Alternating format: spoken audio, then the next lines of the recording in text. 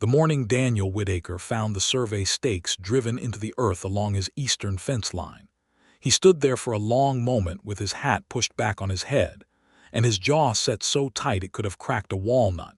Because in all his 32 years of living and working this land in Crockett County, Texas, he had never once imagined that a piece of paper filed in a courthouse could rearrange the entire architecture of his life. It was the spring of 1882, and the land west of the Pecos was still raw and breathing, still being carved up and argued over and bled for, and Daniel had spent the better part of a decade making sure that his 400 acres along Painted Creek sat quietly and undisturbed, a buffer between himself and the rest of humanity. He had not come to that decision lightly. He had arrived in Crockett County at the age of 22 with a borrowed horse, a good rifle, and the kind of grief that sits behind a man's eyes and never quite leaves. And he had built his ranch, the Whitaker spread, board by board and fence post by fence post, until it was something solid enough to lean against. He grew cattle, kept a vegetable garden along the south side of the house, traded fair at the general store in Ozona, and he was, by universal agreement in the county, the last bachelor standing. The other men had fallen one by one. Pete Callahan had married the schoolteacher from San Antonio. Tom Briggs had taken a wife from a wagon train passing through. Even old Roscoe Dunn, who was 53 years old and smelled permanently of wood smoke and regret, had found himself a widow woman from Del Rio and was now, reportedly, happy. People in Ozona had started placing quiet bets on when Daniel Whitaker would fold, and Daniel had heard about every single one of those bets, and he had found them precisely as irritating as they were intended to be funny. He was not opposed to women as a category. He was not a cold man, though he wore a cold face when it suited him. He was simply a man who had loved once, deeply and without reservation, and had watched that love walk into a fever and not come back out, and he had decided, with the quiet certainty of a man hammering a fence post into caliche soil, that he would not go through that particular door again. His ranch was his. His solitude was his. His name would end with him, and he had made a kind of peace with that, the way a man makes peace with a scar, touching it less and less until one day he almost forgets it is there. Almost. He pulled the survey stake from the ground and turned it in his hands. It was fresh-cut pine, still pale and sharp-smelling, with a strip of red cloth tied to the top. He walked the line and found 5 more of them, evenly spaced, running from the creek up toward the ridge where the old juniper scrub thickened into something that was almost shade. Someone had filed a land claim on the 200 acres adjacent to his eastern boundary, the parcel that had been sitting vacant since old Jasper Crane had died without heirs 4 years ago. The county had held it, and Daniel had assumed, in the lazy way of a man who wants something but never moves to take it, that eventually he would file on it himself and add it to the spread. He had simply never gotten around to it. He rode into Ozona the following Thursday, which was his usual day for supplies, and he went straight to the land office before he went to the general store, which told anyone who knew him something about the degree of his irritation. Hector Reyes was the land agent, a small, neat man with ink-stained fingers and a mustache that he kept trimmed with surgical precision. He looked up when Daniel came through the door and immediately reached for a file, because he had been expecting this visit for approximately 4 days. "Who filed on the Crane parcel?" Daniel said. It was not a question. It had the shape of a statement and the temperature of a demand. Hector set the file on the counter and folded his hands on top of it. "A Miss Evelyn Mercer. Filed on the 14th, everything in proper order, fee paid, paperwork filed with the state land office in Austin. It is all entirely legal, Daniel." "Who is Evelyn Mercer?" "I believe she arrived on the stage from San Antonio about 3 weeks ago. She has been staying at the Ozona boarding house while the claim processes. She is from San Antonio. Originally from Missouri, I understand. She was apparently living in San Antonio for some years before deciding to move west and take up farming.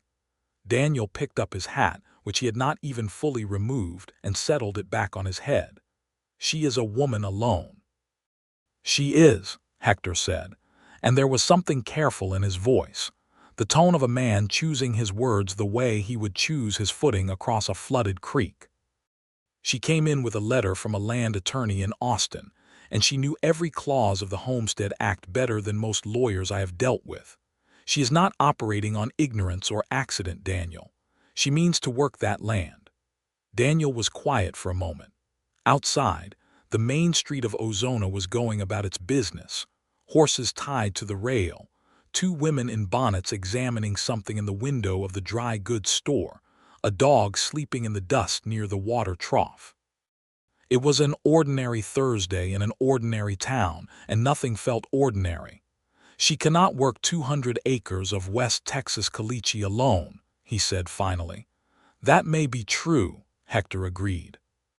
But the law does not require her to succeed. It only requires her to make the attempt. Daniel walked out of the land office and stood on the boardwalk and looked at the street and thought about survey stakes and red cloth tied to pine posts, and a woman from Missouri who apparently knew the Homestead Act by heart, and he felt something shift very slightly beneath the floor of his carefully maintained indifference. The way the earth shifts before a tremor, barely perceptible, warning of what is coming. He went to the general store. He bought flour and salt and coffee and a new file for his axe. He did not ask anyone about Evelyn Mercer, because he knew that asking would be interpreted as interest, and he was not interested. He was merely inconvenienced. He was halfway back to his ranch when he saw her.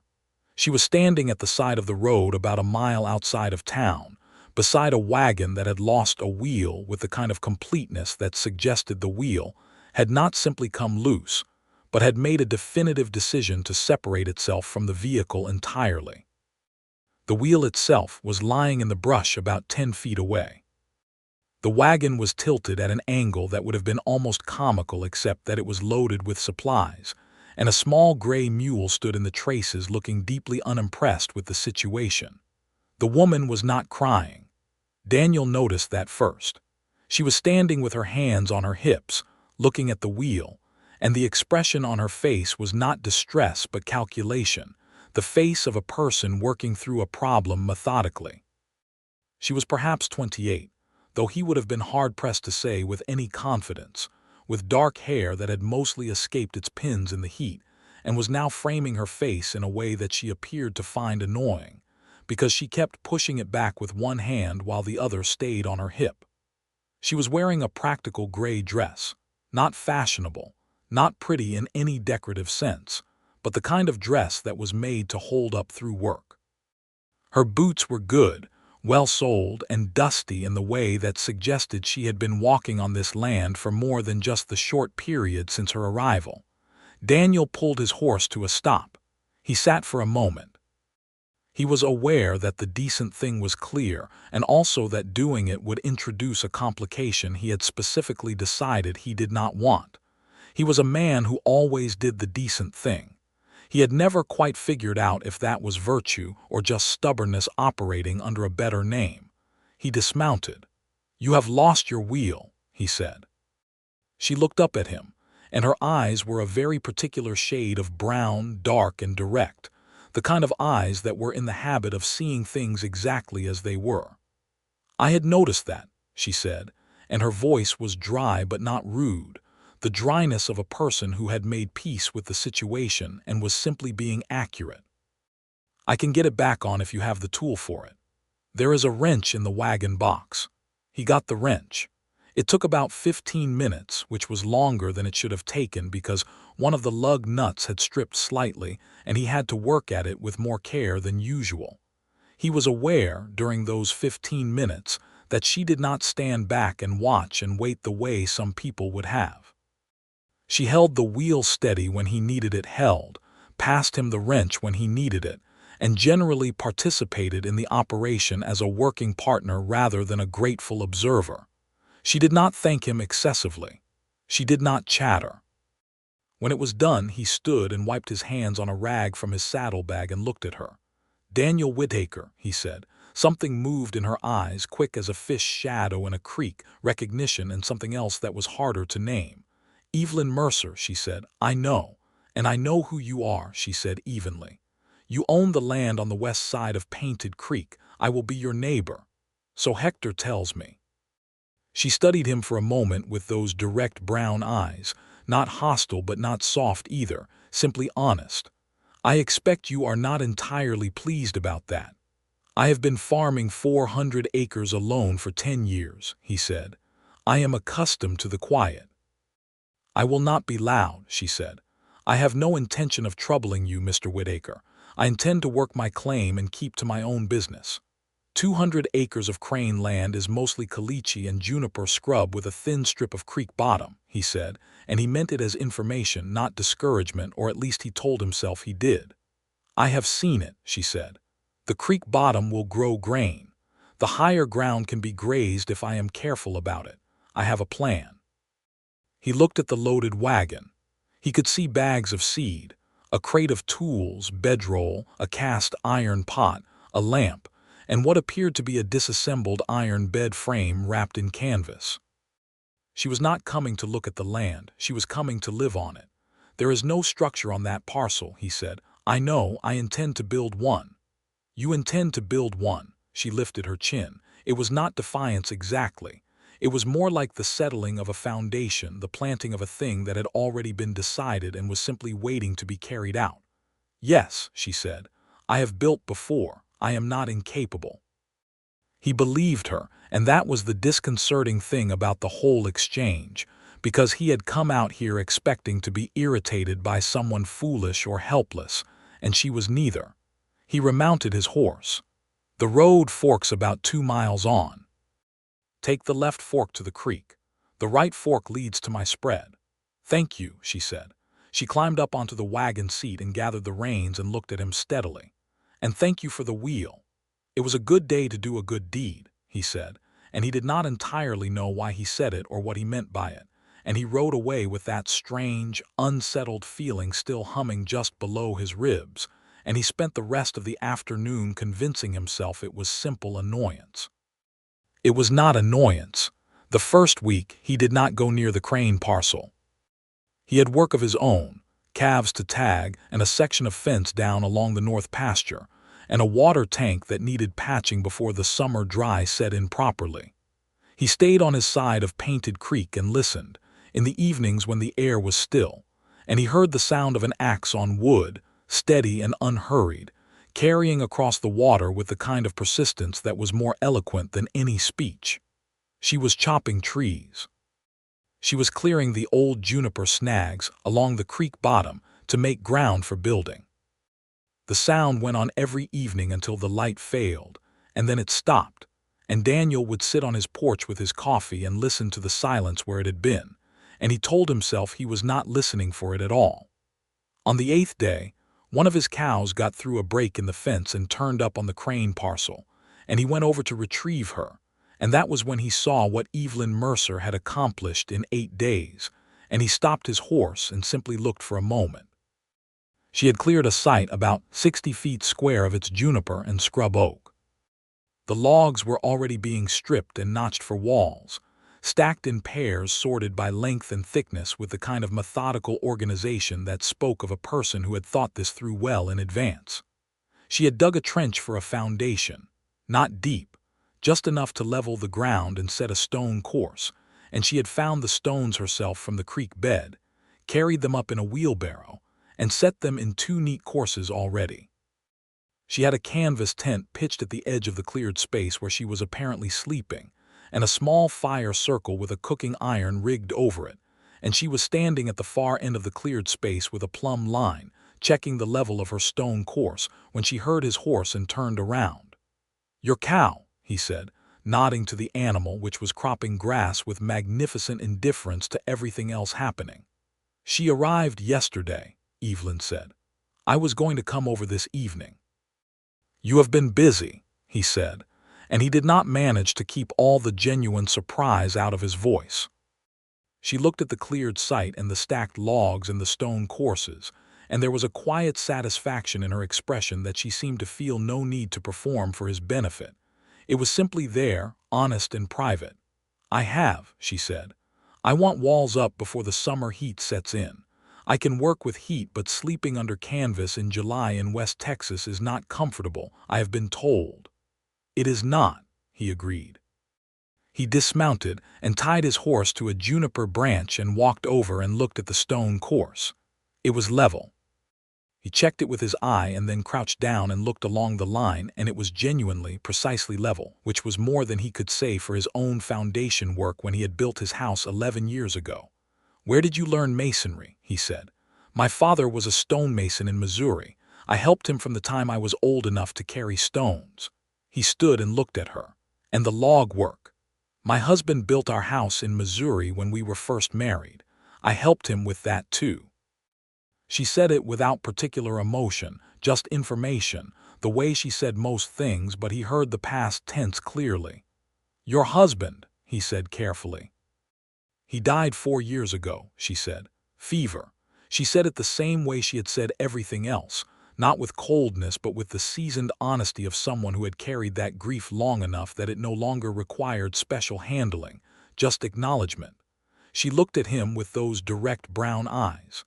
"I understand you know something about loss, Mr. Whitaker." He was quiet for a moment. He had not expected to be met that directly on that particular ground. "Ozona is a small town," he said finally. "It is," she agreed. "I am sorry for what happened to you." He did not know what to do with her sympathy, because most people in Ozona offered it in a form that was more about themselves than about him, wrapped up in suggestions and expectations, and the general implication that the appropriate response to grief was to hurry up and replace what was lost. Hers had none of that shape. It was simply offered and then set aside without any expectation of a particular response, and that was so disarming that he found himself saying something he had not planned to say. Her name was Clara. She died in the winter of 1874. Fever, same as yours. It is a cruel thing, fever. It takes people who should have more time. "It does," she said. And that was all she said, but it was exactly the right amount. He retrieved his cow. He started to leave, and then he stopped, and he told himself it was purely practical calculation. "I have 2 experienced hands, Charlie Moss and a younger man named Pete Soto who has been with me 2 seasons. If you need help raising the walls when you get to that stage, I could spare them for a day or 2. Log walls need more than 1 person." She looked at him for a moment, and he could see her weighing it, not the offer itself but the terms of it, whether accepting would create an obligation she did not want or a dynamic she had not invited. She was, he realized, as careful about the fences between people as she was about the one she was planning to build between properties, attentive to where lines were and what they meant. "I would appreciate that," she said. "I will pay their wages for those days." "You will not," he said, and then because that had come out more abruptly than he intended, he added, "Consider it a neighborly welcome. It does not need to mean more than that." Something in her expression softened very slightly, barely visible, like the first slight yielding of frost under early sun. "Then thank you, Mr. Whitaker," she said. "Neighborly welcome accepted." He rode back to his spread with the cow plodding along behind, and he did not look back, and he was careful and deliberate about not looking back, which was itself a kind of looking. Over the following weeks, Ozona became aware that something unprecedented was occurring, which was that Daniel Whitaker was being observed to ride east toward the Crane parcel with some regularity, and the town, which had long given up any real expectation of seeing Daniel Whitaker do anything interesting, began to pay attention in the way that small towns do, which is to say quietly and without any apparent coordination, but with total comprehensive coverage. It was Mrs. Alderman at the boarding house who first reported that Evelyn Mercer was a woman of remarkable character. Not pretty in the usual way, but there is something about her that stays in your mind, which was the most precise description Mrs. Alderman had ever offered about anyone. It was Hector Reyes who mentioned that she had been back to the land office twice to ask questions about water rights, and that she had clearly done her homework before coming out here. A serious woman with a serious plan. It was even Pete Soto, Daniel's younger ranch hand, who came back from the 2 days of wall raising on the Mercer claim, with an expression of such obvious admiration that Charlie Moss, who was 45 and seen everything, had looked at him and said, "Don't even start." Daniel heard all of this information and processed it privately, in the way he processed most things, which was by going about his work and letting it settle like silt in still water until it formed a picture he could read. The picture that was forming was not the one he had expected. He had expected a woman who was stubborn and impractical, who would last half a season and then retreat to civilization with some story about the hardships of frontier life. He had been wrong, and he was man enough to acknowledge it, at least to himself. She had her walls up by the end of May. He had gone over with Charlie and Pete for the wall raising, and it had been a long, hard day of lifting and fitting, and persuading notched logs into alignment. And Evelyn had worked alongside them through all of it, and she had cooked for them in the evening. A beef stew from a piece of chuck she had traded for at the store, and cornbread made in her Dutch oven. And the 4 of them had sat around her fire in the cooling evening, and it had been, Daniel thought with some private confusion, one of the more comfortable evenings he had spent in recent memory. She had asked Charlie about his years working cattle, and Charlie, who talked to almost no one, had told her about trailing cattle up from the Gulf Coast country, and his voice had taken on a quality that Daniel had never heard in it before, the softness of a person who is being genuinely listened to by someone who is genuinely interested. Pete had shown her how to splice a rope with the particular efficiency of someone who spent time showing off competence they were legitimately proud of, and she had learned it and done it well and said simply, "That is useful, thank you," which had pleased Pete more than any effusive compliment would have. And Daniel had sat there in the firelight and watched her and thought, with a clarity that frightened him a little, that she was the most real person he had encountered in a very long time. June came in hot and uncompromising, as June always did in Crockett County, and Evelyn Mercer put a roof on her cabin, chinked the walls with a mixture of clay and grass that she had figured out from a book she had apparently been carrying in her wagon, planted her creek bottom in sorghum and kitchen garden vegetables, and acquired 3 goats from a Mexican family named Vega who had a small spread about 4 miles to the south. She named the goats with what Daniel suspected was deliberate practicality: 1, 2, and 3.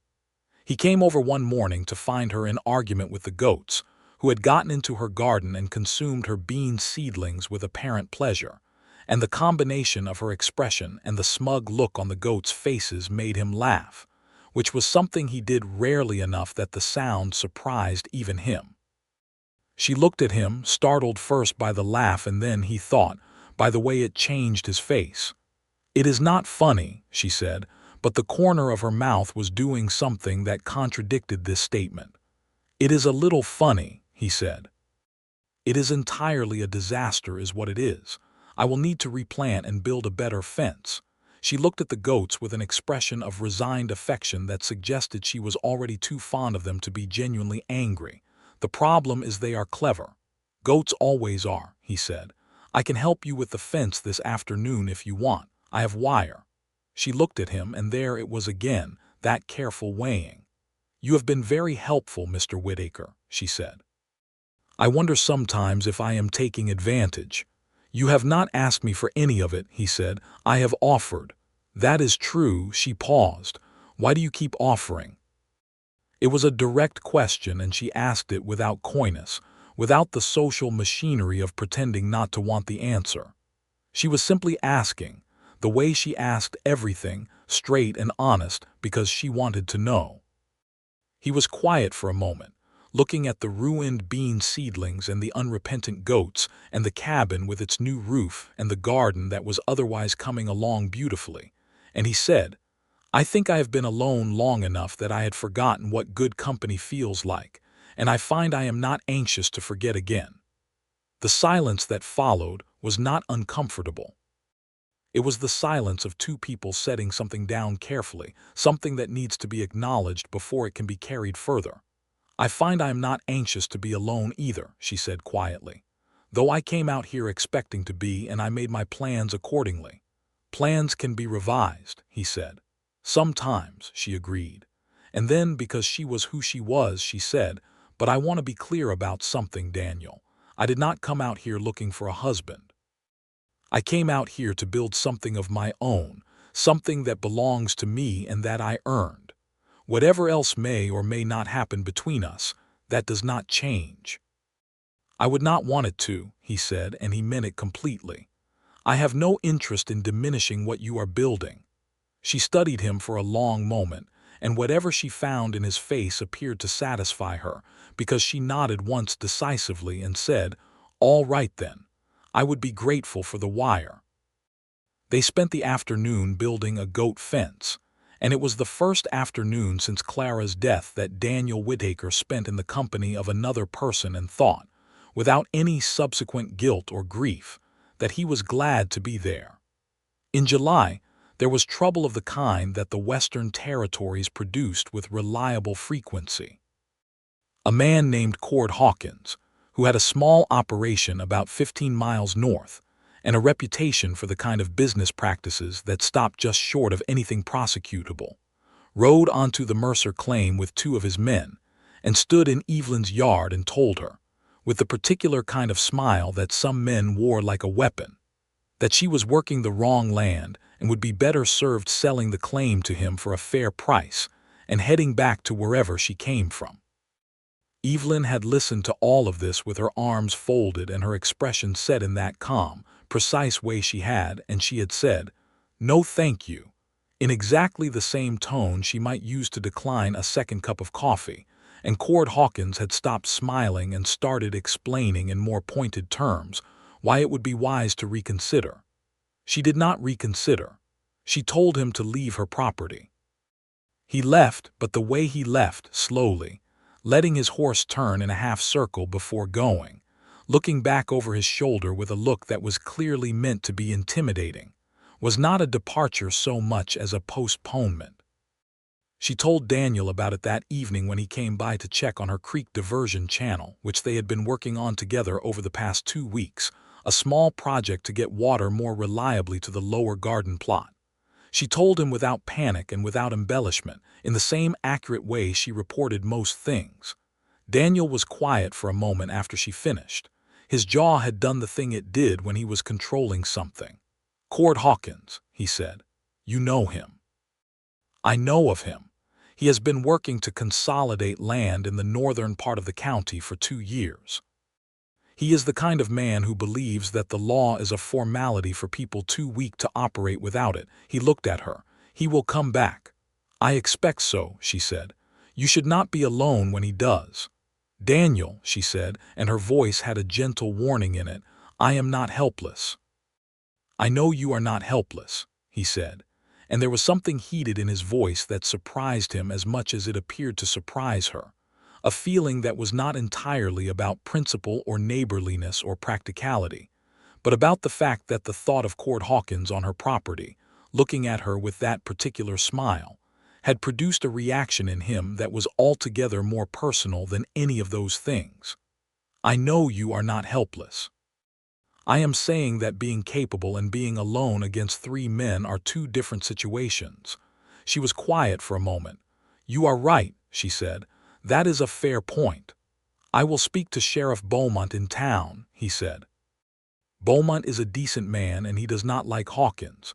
A formal complaint registered at the sheriff's office puts Hawkins on notice that someone is paying attention." "That is sensible," she said. She paused. "Thank you for thinking clearly about it when I am inclined to be stubborn." "I have noticed you are inclined to be stubborn," he said, and somehow that came out softer than it might have, less observation than affection. She looked at him, and the evening light was doing something to her face, softening the lines of concentration she carried most of the time, letting something through that was quieter and more private. And Daniel thought, not for the first time, that she was beautiful in a way that had nothing to do with prettiness and everything to do with being, fully and without apology, exactly herself. He went to see Sheriff Beaumont the next morning. Beaumont, a broad-shouldered man with a gray mustache and the weary precision of a person who had been sorting legitimate complaints from manufactured ones for 20 years, listened to everything Daniel said, wrote the relevant details down in his notebook, and said, "I will pay Court Hawkins a visit and make the legal situation regarding Miss Mercer's claim very clear to him, and I will tell him that any further harassment will be met with the full attention of this office." "I appreciate it, Sheriff." Beaumont looked at him with the kind of look that law officers develop from years of reading situations. "That is an unusual level of concern for a neighbor you have known 6 weeks, Daniel." "It is the principle of the thing," Daniel said. "Of course it is," Beaumont said, and he wrote something else in his notebook that may or may not have been related to Daniel Whitaker's obvious feelings about Evelyn Mercer. Hawkins came back once more in late July, but he came alone this time, and he came differently, the easy aggression replaced by a harder, colder thing that was almost worse because it was more contained. He told Evelyn, very quietly, that the creek that ran through her property also ran through his range to the north, and that he intended to file a water rights complaint that would tie her claim up in legal proceedings for a year. He said it and rode away, and this time there was no pretense of an offer. It was just a statement of intention. Evelyn came to Daniel. He was repairing his water tank when she arrived, and she told him what Hawkins had said, and he listened without interrupting, and then he set down his tools and washed his hands in the tank water and said, "Come to the house. I have the Survey Act and the water rights statutes here somewhere." She looked at him with something that was new in her expression, not quite surprise but adjacent to it, the look of a person who has expected to have to argue for something and has found the argument unnecessary. "You keep land law documents at your house," she said. "I have had disputes over water rights before," he said. "West Texas, it is practically currency." They spent that evening at his kitchen table with 3 different legal documents spread between them and 2 cups of coffee going cold. And what Evelyn found, and what Daniel confirmed with his own reading, was that the water rights to Painted Creek had been established in the original county survey of 1878, and that both the Whitaker spread and the Crane parcel had explicit documented access rights that predated any claim Hawkins could make. His threat was legally empty. He was betting that she did not know that. "He thought you would not look it up," Daniel said. "He thought I would be frightened," she said, and there was a dry precision in her voice that matched the look in her eyes. "Men like that always think a woman alone will be frightened. You are not frightened." "I am sometimes," she said, and the honesty of it was startling and completely characteristic of her. "But not of him. What frightens me is failing at something I have chosen. That is a different kind of fear." He looked at her across the table with the lamplight between them and the documents spread out, and the coffee going cold and the sound of the night outside the open window, crickets and a faraway coyote and the soft breathing of the land, and he said, "You are not going to fail." She looked at him, and what passed between them in that moment was not a kiss or a declaration or any of the explicit machinery of romance. It was simply the recognition of 2 people who have been alone long enough that they know what loneliness feels like from the inside, and who are standing at a threshold and considering it together. "How do you know that?" she said quietly. "Because I have watched you work for 2 months," he said, "and I have never once seen you do anything carelessly or without thinking it through. You are not the kind of person who fails at things they have decided to do." She was quiet for a moment, and her fingers moved to the edge of one of the documents and smoothed it, a small unconscious gesture, and then she said, "Clara was lucky to have you." It hit him somewhere below his carefully maintained defenses, that sentence, clean and direct as everything she said. He breathed for a moment. "I thought I was the lucky one," he said. "I thought that for a long time. I thought that losing her was the end of the story." "And now," she said. He looked at her, And now I am not certain the story was as finished as I believed. The summer moved into August and August burned, and everything in Crockett County contracted slightly in the heat the way leather contracts, the way people contracted, spending the midday hours in whatever shade was available and saving the work for early morning and evening. Evelyn's sorghum was coming in well, better than it had any right to in the dry summer, because of the creek diversion channel they had built together, which was delivering water to the lower plot with the quiet efficiency of something designed correctly from the beginning. She came over to his spread one morning to help when 3 of his cattle had gotten into a ravine situation that required more hands than Daniel and his 2 ranch hands could manage. Charlie, Pete, Evelyn, and Daniel spent 4 hours in the bottom of a dry ravine coaxing cattle up a steep bank with ropes and language, and when it was done, and the cattle were back on level ground and everyone was covered in dust and less than fragrant, Evelyn had laughed at the situation with the full honest laugh of a person who has set aside propriety in favor of reality, and it was one of the finest sounds Daniel had heard in a long time. Charlie afterward had found a reason to be near Daniel while they were putting the horses up, and in the oblique and roundabout way of experienced ranch hands who have known a man for years and feel entitled to an occasional opinion, said, "She is a good hand in a hard situation, kept her head. That is worth more than most things in my experience." "She did," Daniel said.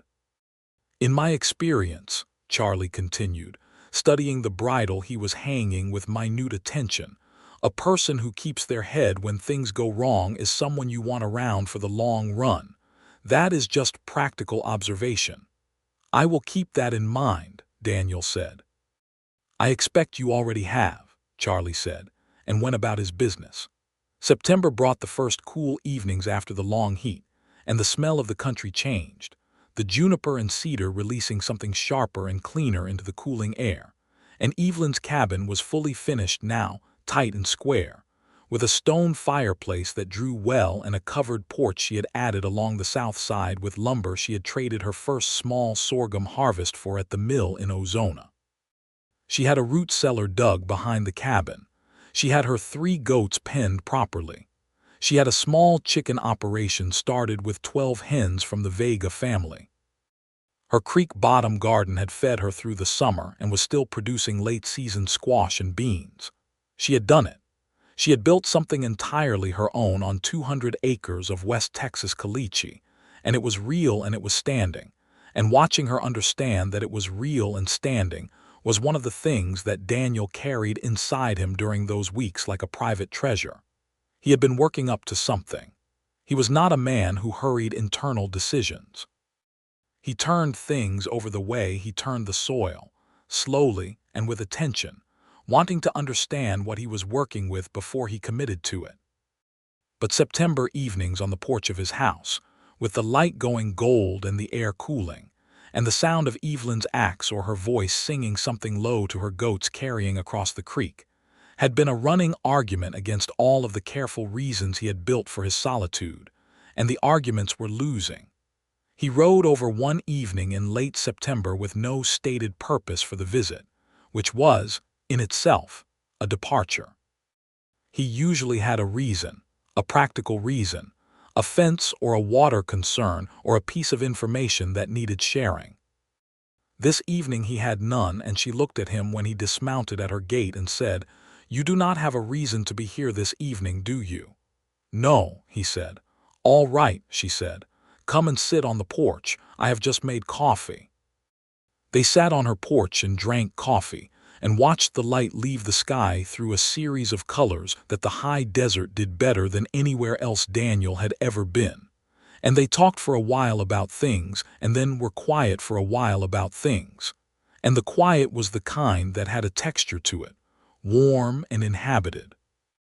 "Evelyn," he said, and he had not planned to say it right then, but the evening had an inevitability about it that he had stopped fighting. "Yes," she said, not a question, simply an acknowledgement as if she had been waiting for him to arrive at something. "I have been alone for 8 years," he said. "I built a whole philosophy around it. I told myself I was settled and that the chapter was closed and that I was content. And I was, or I thought I was, which is perhaps not quite the same thing. She turned her head and looked at him, and her face in the last light was composed and quiet and open. "You drove a survey stake into the ground next to my property," he continued, and he heard the small absurdity of it and he thought she might smile, but she did not. She listened. "And I came into town to complain about it, and I fixed your wagon wheel, and I have spent 4 months being inconvenienced into remembering things I had decided to forget." He paused. "I am grateful for all of it." "Daniel," she said. "I am not asking you to give up anything you have built," he said. "I know what this land means to you. I know what it cost you to get here and what it has cost you to build what you have built. I would never ask you to subsume that into something else. But I want to know, with honesty between us, because that is the only kind of conversation you and I seem to know how to have, whether what I think I see between us is something you are also seeing." She was quiet for a long moment, and he waited, because rushing her would be like rushing the tides, pointless and disrespectful. "I came to this territory to be independent," she said finally, "and I have achieved that. I came not looking for love, and I meant that when I said it, and I still mean it. I did not need love to complete my life." She looked at him steadily. "But needing something and wanting something are also not the same thing." "No," he agreed, "they are not." "I have been watching you too," she said. "I have watched you be careful and principled and quietly generous in ways you seem to think no one notices. I have watched you carry your grief like something you have decided to own rather than be owned by. I have watched you laugh at my goats." She paused. "I find I have been waiting for this porch conversation to happen for about 2 months, which is inconvenient, because I had plans for myself that were entirely self-sufficient." He reached across and took her hand, and she did not pull back. She turned her hand over and let his wrap around it, and they sat like that in the darkening evening, with the first stars coming up and the creek murmuring below and the sound of her goats settling for the night. And it was not the elaborate machinery of romance. It was simply two people arriving, after long and separate journeys, at the same place. "I would like to court you," he said, "properly. With your full knowledge of what it means and where it might go." "I know what it means," she said. "I was married before. I am not innocent of the territory." "No," he said, "you are not innocent of anything, Evelyn. That is one of the things I admire most about you." She looked at him for a long moment, and in her eyes was something that had not been there in September, when the survey stakes had been fresh, and the walls had been going up and the world had been all practicality and construction, something softer and more willing and deeply considered. "Court me then," she said. "I accept." He smiled at her, and it was a full smile, the real one that he apparently had somewhere behind the careful face he wore most of the time. And she looked at it with an expression of such private satisfaction that he thought, if he lived to be 100, he would want to remember her face at exactly this moment. The courtship, as it happened in Crockett County in the fall of 1882, was observed and discussed with the enthusiasm of a community that had long abandoned hope of any such entertainment from Daniel Whitaker, and was now making up for lost time. He rode over on Sundays after church. They rode out together on Saturday afternoons, sometimes checking his northern fence, sometimes walking her creek bottom to discuss the spring planting. He brought her books from the small lending shelf at the general store.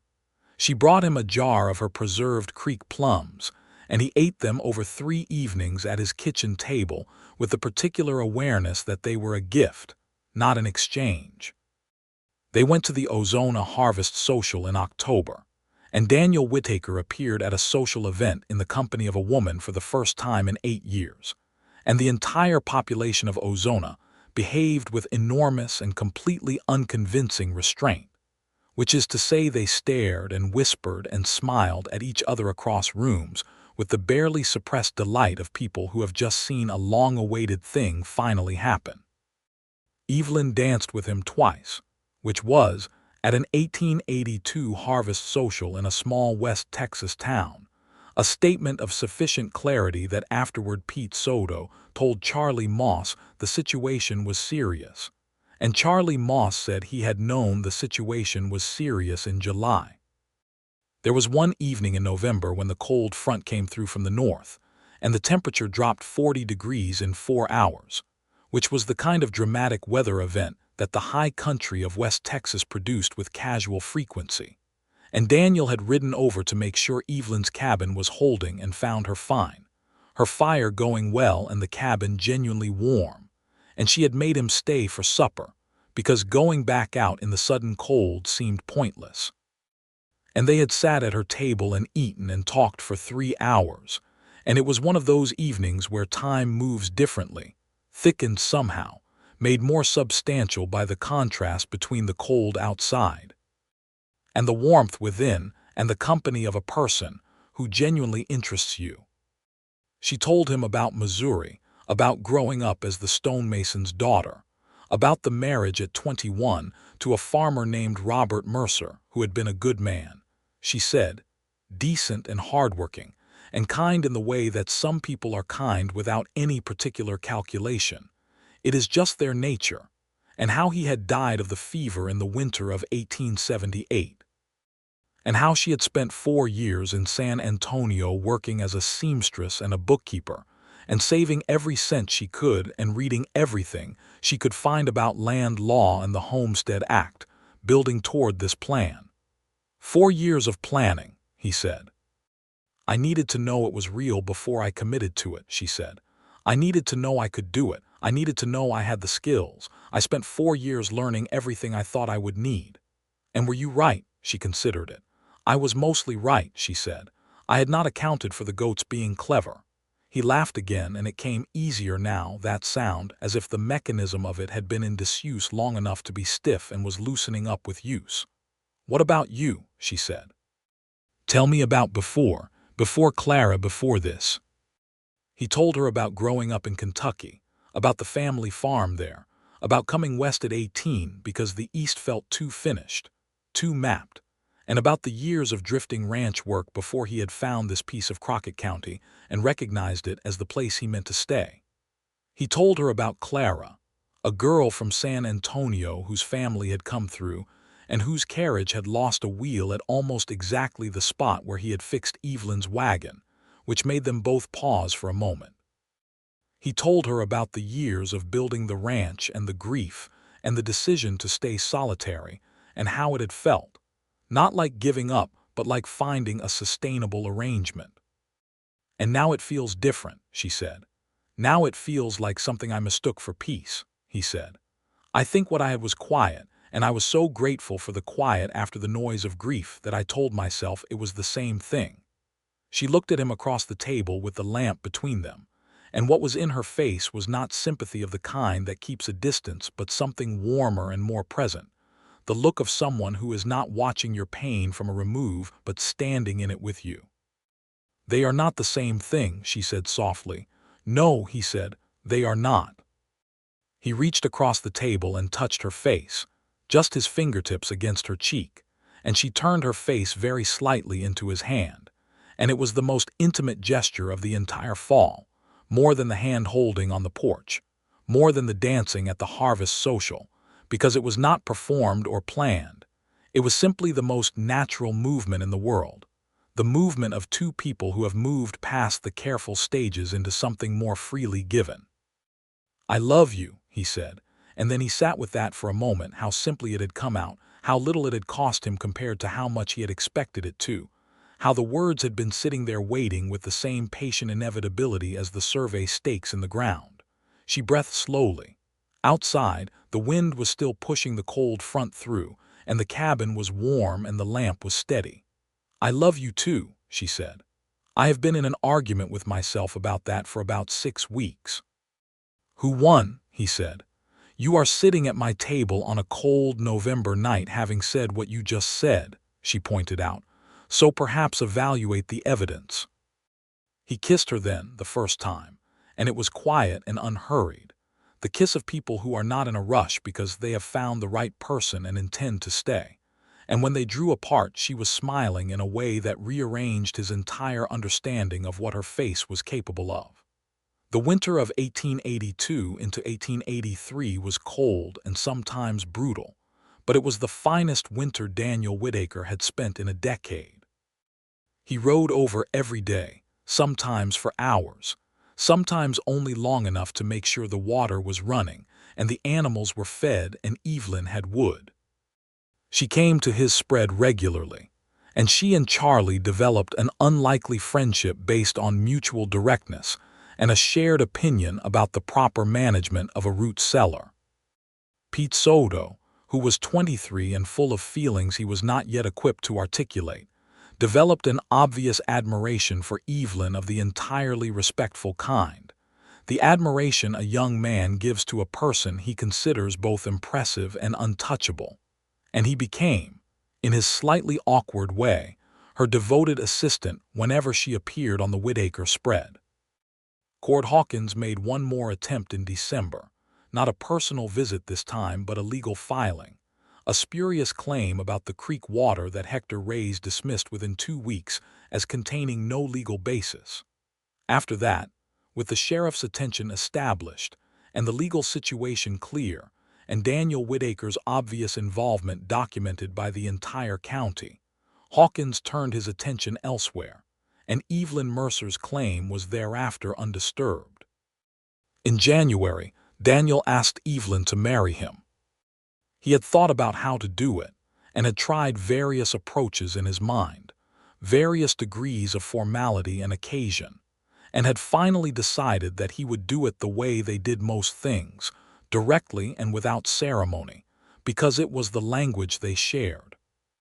He waited until they were finishing work on her spring planting plan, the two of them at her table with a piece of paper with the creek bottom divided into sections and annotated with what should go where, a collaborative project that had been running for 2 weeks.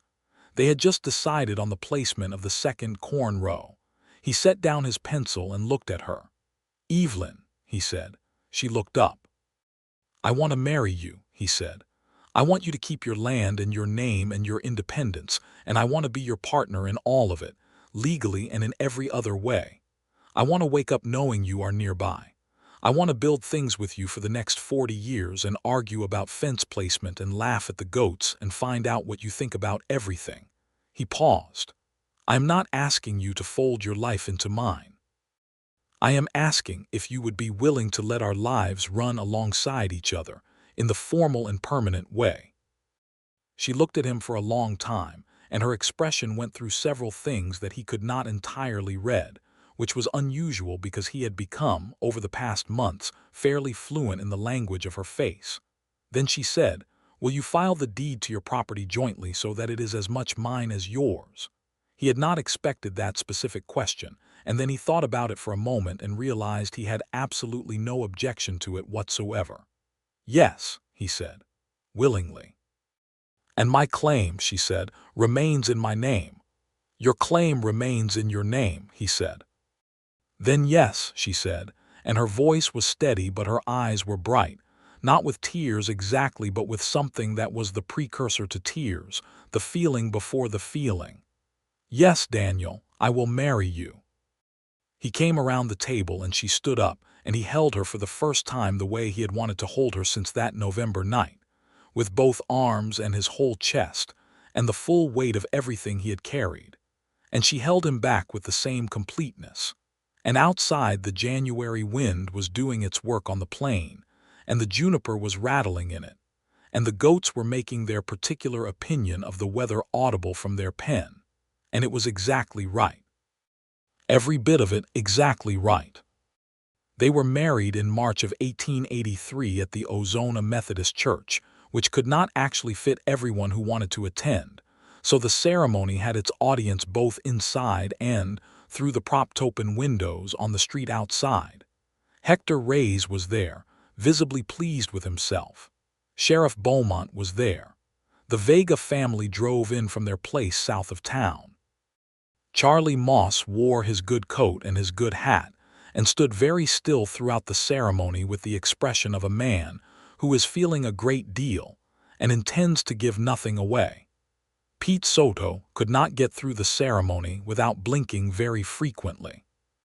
Evelyn wore her best dress, a deep blue cotton with a white collar, nothing elaborate, and she wore her hair up with the same practicality she brought to everything, a few pins and a ribbon and no fuss.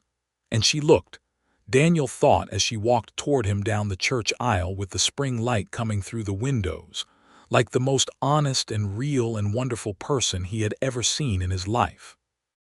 They said their words to each other, and they meant them, all of them, in the complete and full way that people mean words when they have thought about them carefully and arrived at them from experience rather than convention.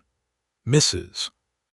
Alderman held a celebration at the boarding house afterward with food contributed by most of the town, and it went on until well after dark. And Daniel danced with Evelyn more than twice, and nobody made any pretense of restraint about it. And there was music from a fiddle and a guitar, and somewhere toward the end of the evening, Pete Soto produced a harmonica that he apparently played quite well, which surprised everyone including Charlie. And the night was warm for March, and the stars were extraordinary, and it was a fine evening, one of those evenings that settles into a community's memory as an example of what occasions can be when people are genuinely glad for each other. They went back to the Whitaker house that night, which was now also the Mercer Whitaker house by deed, and the cabin on Evelyn's claim was still hers and still standing and would remain both things. They had discussed the arrangement at length over the winter. They would live primarily at the main house, which was larger and more established, but the Mercer cabin would be maintained and used for the heavier phases of work on the eastern claim, and the two properties would be operated together, a combined spread of 600 acres that made far more practical sense as a single operation than as two struggling alone. Spring of 1883 was the busiest and most productive season either of them had experienced. They had combined herds, streamlined the work between the two properties, and with Charlie and Pete working more efficiently across the expanded operation, they were able to put in more acreage of crops than either had managed alone. The sorghum came in strong. The winter wheat that Evelyn had planned all winter went in correctly and early. The cattle operation expanded with a careful purchase of 12 additional head at the Ozona spring sale. And they were happy, which was a simple fact but not a small one, given the distance each of them had traveled to reach it. There were adjustments, because there always are when two people who have been fiercely independent come together under one roof. Evelyn had opinions about how a kitchen should be organized that differed substantially from the system, if it could be called that Daniel had been operating under for 10 years. Daniel had opinions about fence maintenance that Evelyn considered excessively conservative. They disagreed about the goats regularly, because Daniel maintained that 1, 2, and 3 were more trouble than their value justified, and Evelyn maintained that this was a failure of appreciation rather than a genuine accounting deficiency. They resolved things by talking them through, which had been their habit from the beginning, the direct, honest conversations that they were both constitutionally suited to, and occasionally by the negotiated compromise and occasional capitulation that marriage requires, and sometimes by simply deciding that a given disagreement was less important than each of them had initially believed, which is the deepest form of resolution. In the autumn of 1883, Evelyn told Daniel she was expecting a child. She told him the way she told him everything, directly and without preamble, sitting across from him at the breakfast table, and he sat very still for a moment, and then something happened to his face that she would later describe to Mrs. Alderman as the most extraordinary thing she had ever seen, the opening of something that had been held closed for a very long time, a look of such pure and unguarded joy that she had needed a moment to compose herself. He came around the table and crouched next to her chair and took both her hands in both of his and said, "Are you well? Are you feeling all right? What do you need?" "I am perfectly well," she said, and she was smiling at his expression. "I am strong and healthy and not in the least fragile, as I believe I have demonstrated at some length. A baby is not an illness, Daniel." "No," he said, "but it is the most important thing that has ever happened." She looked at him with everything she felt for him clear in her face, not reserved in the careful way it had been in the beginning, but openly and with the full weight of a year of marriage behind it. "One of the most important things," she said gently. "The first most important thing was the survey stake." He laughed and pressed his forehead against her hands, and it was one of those moments of such complete contentment that it barely seemed real, a moment that felt like something you might someday describe to a grandchild as the happiest point of your life so far.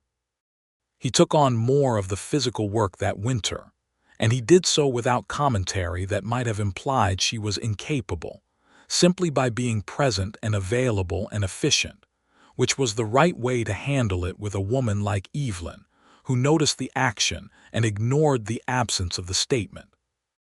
Charlie and Pete were informed of the news at supper one evening, and Charlie had nodded solemnly and said he expected they would need to hire another hand for the spring work, which was practically the most emotional response Charlie was capable of, and Pete had grinned so broadly that his face barely seemed large enough for it, and said it was the best news he had heard since the wedding, which he also considered excellent news. The baby was born in June of 1884, a boy, delivered by the county midwife, Mrs. Castro, in the bedroom of the Whitaker house, with Daniel pacing the front porch in the June heat with the dedicated anxiety of a man who has read the worst that fever can do to a person, and is doing everything in his power not to be consumed by it. When Mrs. Castro came to the porch door and told him everything had gone well and he could come in, he crossed the house in about 3 steps.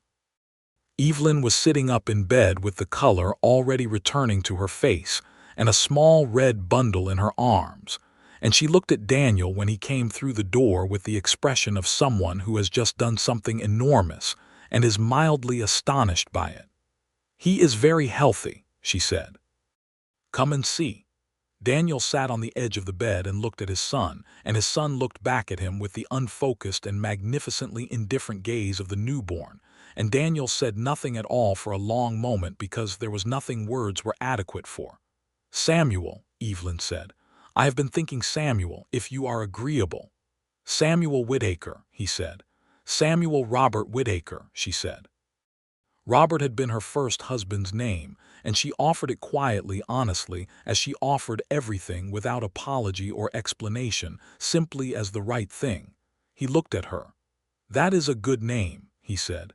"It is a strong and generous name." She watched him with her dark brown eyes, which after a night of labor were still direct and clear and entirely themselves, and said, "He is going to be a wonderful person, Daniel." "With you as his mother," Daniel said. "He does not have a choice." The summers and winters after that moved the way time moves when it is full rather than empty, quickly and with weight, each season carrying its own particular substance. Samuel grew from the red bundle into a sturdy toddler, who developed very early his mother's habit of examining things closely before commenting on them, and his father's habit of going entirely still when something was interesting.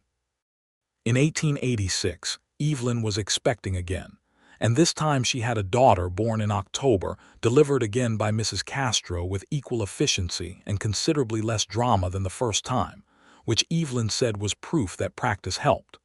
They named her Clara, which Daniel had not expected and which left him briefly unable to speak, until Evelyn said quietly, "She was someone who deserved to be remembered, and I wanted to give you something."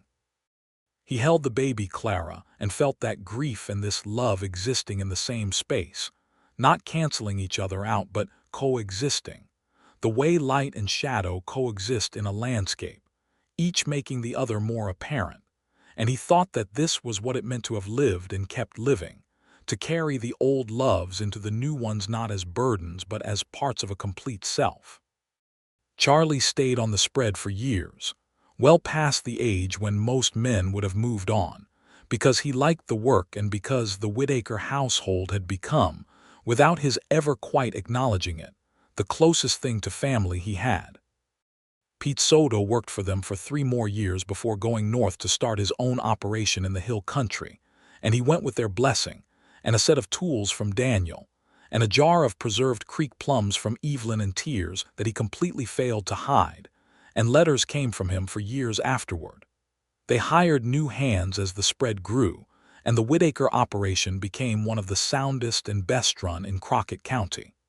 The Mercer cabin was maintained, as they had agreed. When Samuel was old enough to be useful and interested, he spent time in it learning the Eastern claim, which would be his when the time came, the piece of land his mother had built with her own hands that summer before the marriage, the foundation stones she had carried up from the creek and set in level courses, the walls she had notched with such precision. He grew up knowing what it meant to build something out of will and preparation and skill, because his mother showed him rather than told him. Cord Hawkins, for what it is worth, lost his Northern Range operation in 1886 when the prolonged drought combined with his overextended credit produced a collapse that the county watched with the measured satisfaction of people who have long found him unpleasant. He sold out and moved to El Paso and was, as far as anyone in Ozona could determine, someone else's problem thereafter.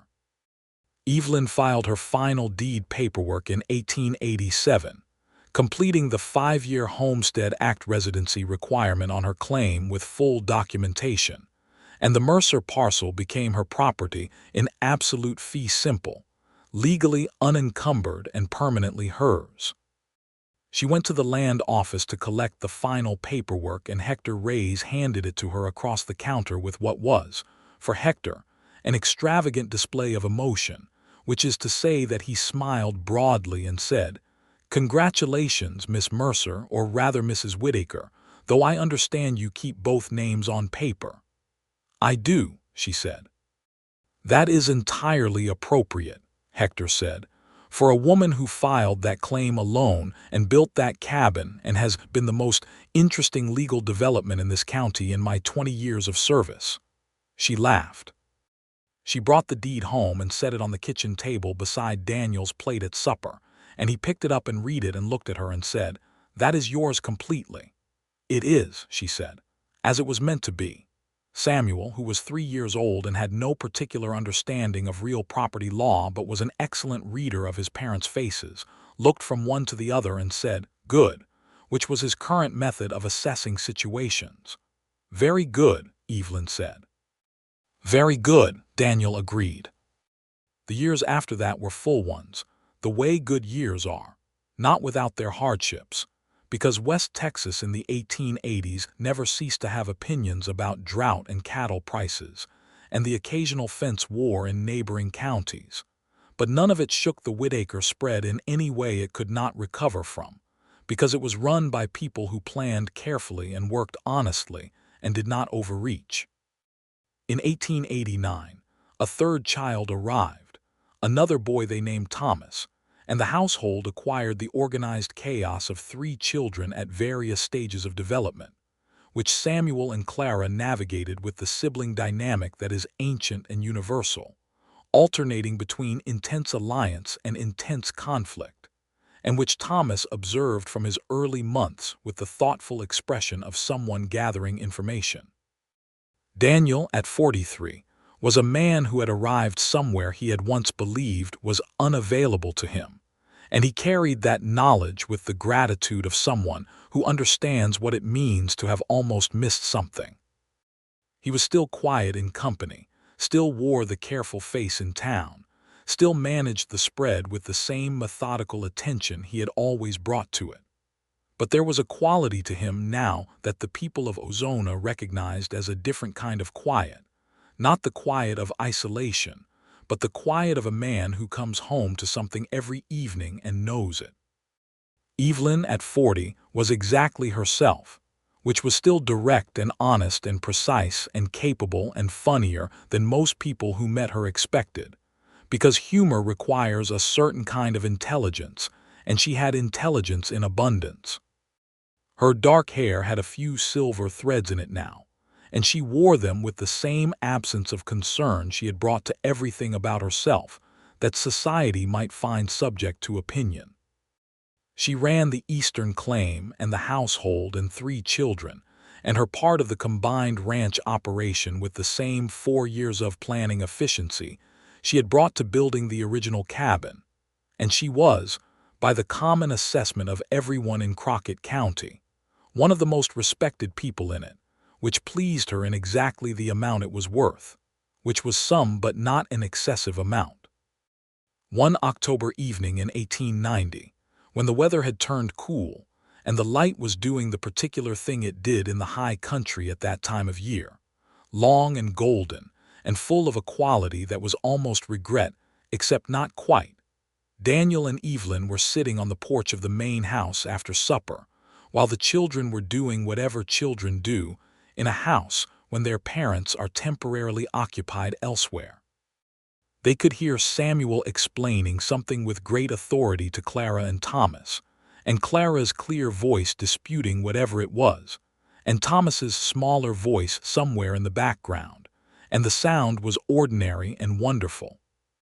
Daniel was looking out over the land, his land, their land, the 600 acres along Painted Creek that were now as fully themselves as anything on earth, and he said, "8 years ago I was the last bachelor in this county, and I intended to stay that way." Evelyn looked at him with the amusement that was never far from the surface. "And then someone filed a land claim next to yours," she said. "And then someone filed a land claim next to mine," he agreed. "And came with a wagon full of plans, and a good level eye, and 3 goats with ambitions regarding bean seedlings, and inconvenienced me entirely." "I believe the exact word you used when you found my survey stakes was inconvenience," she said. "I believe that was a significant understatement." "It was the greatest understatement of my adult life," he said. He reached over and took her hand, which he still did, still with the same awareness and intention he had brought to it the first time on her porch in September of 1882, because some things you do not let become automatic when they matter. "I am glad you put those stakes in the ground." "So am I," she said, "though I want it understood that I would have built my cabin and filed my deed and grown my sorghum whether you existed or not." "I know," he said. "That is part of why I love you. You chose this and you chose me, and neither one of them was because you needed to." She squeezed his hand and looked out at the land in the last of the evening light, at the creek gleaming silver in the distance, and the juniper dark against the sky, and the long open ground of the West Texas plain stretching away in every direction with the same breathtaking indifference to human concern that it had always had. "Samuel is going to want the eastern claim," she said. "He has been asking questions about the creek water rights that no 8-year-old should know to ask. He has his mother's mind for property law," Daniel said. "Clara is going to want something different," Evelyn said. "She is already talking about San Antonio and the school there. We should think about that in a few years." "She can have whatever she works for," Daniel said, "same as her mother." "And Thomas," Evelyn said, smiling slightly, "remains to be determined. He is still mostly gathering information." "He has time," Daniel said. Inside, some argument between Samuel and Clara reached its resolution, audible as a sudden silence, and then the ordinary sounds of resumed activity, and Thomas said something in his particular small, determined voice that made both of his older siblings laugh, and the laughter came through the open window and out onto the porch where their parents were sitting, and it was the finest sound on that excellent evening. Daniel Whitaker, who had been the last bachelor in Crockett County, and had intended to stay that way, sat on his porch in the October evening with his wife's hand in his, and the sound of his children's laughter in his ears, and 8 years of a life he had not planned stretching behind him like the most solid ground he had ever stood on. And he was, simply and completely and without reservation, a man who had arrived at the truest version of his life, the one that had required another person to show him the territory. Evelyn Mercer Whitaker, who had come to West Texas with a loaded wagon and a survey stake and 4 years of preparation, and a heart she had declared herself entirely in charge of, who had built her cabin board by board and stone by stone on 200 acres of caliche, who had argued with goats and outmaneuvered a bully, and loved a quiet man into remembering how to be happy, who had kept her name and her land and her independence, and gained a family she had not gone looking for and had found anyway, looked out at the land she had claimed and held and built on, felt her husband's hand warm around hers, heard her children inside the house they shared, and thought that the best plans were the ones that knew when to leave room for the unexpected. The creek ran on below. The stars came up one by one over the high plain in the order they always came, patient and certain. The night settled around the Whitaker place along Painted Creek, Crockett County, Texas, in the autumn of 1890, and it was full dark and full of life, and everything that had needed to be built was built, and it was standing, and it was good.